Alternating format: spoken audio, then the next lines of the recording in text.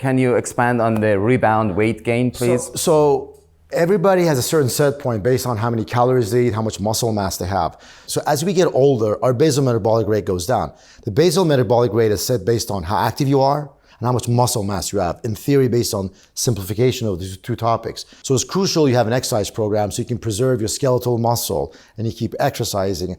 As you progress through the years, you notice that your muscle mass is decreasing, so your metabolic rate goes down. And if you use these drugs, your metabolic rate goes out even further. Even further down, exactly. Right. Now you've lost muscle mass and you lost fat mass and body weight.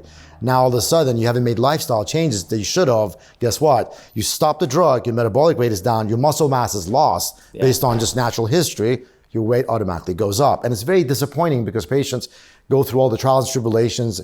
So it's extremely important that goes hand in hand with lifestyle changes, right? So studies have shown that 2/3 of the lost weight actually is regained unless you have made lifestyle changes. Correct.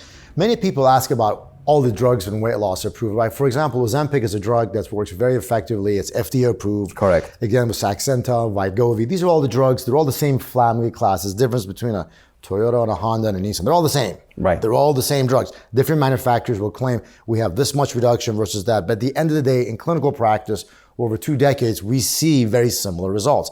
And it's very patient dependent. Mm-hmm. You know, usually we don't see malabsorption nutrients because unless you're really doing, for example, a very prolonged fast, you're not eating.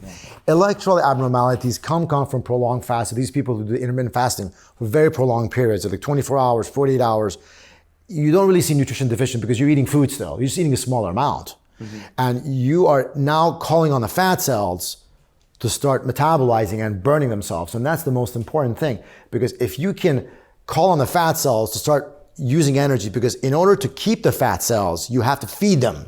Right. So every time you eat, you're not only feeding the body, you're feeding the fat cells too. So now when you're not eating those calories, you're getting in the caloric deficit state. So you need to be 500 kilocalorie negative a day, 7 days in a row, to be at 3,500 kilocalories negative to lose 1 pound of fat. Slow that down again. I didn't follow you.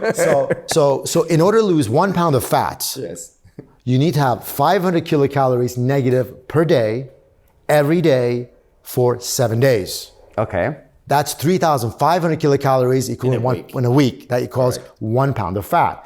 Let's say you were negative 3 days and one day your buddies called you, hey, let's go have a drink. And you break that. It's like I always say weight loss is like a car going down a hill without an engine. So using momentum. As soon as you cheat, that momentum breaks and then it stops. And then you have to reset that momentum, start over again. When it breaks, it causes the most frustration. Doctor, I've done everything I can. I've lost the weight. I've done everything I can. All I did is I went out so when I do a very careful history and detailed history, I found out they broke their diet. And so fat loss is not forgiving. You've got to stay consistent. It's a consistent game.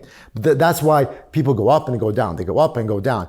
And there's a question about diets and how these diets work. I always believe any diet works. Right. Because the word of diet is what? Caloric restriction. Calorie restriction. So if you caloric restrict, if it's an Atkins diet, if it's a Mediterranean diet, if it's an intermittent fasting diet, if it's a keto diet, honestly, I hate diets. As an endocrinologist, I can't stand diets because you live life to enjoy life. Right. I always tell my patients, eat until you've lost your appetite. Never eat until you get full. Because if you eat until you're full, it's too late. You've already consumed 500-600 calories more. Eat until you lose the appetite and you stop. Again, if you have to, you can eat again a couple hours later. Small meals, frequent meals, but smaller amount. That's very important. Whatever you do has to be sustainable. It has to be functional. You should be able to eat meals with your family. You should be able to go out with your friends. You should enjoy life rather than, I can't eat that because no, it doesn't work like that because you cannot sustain it.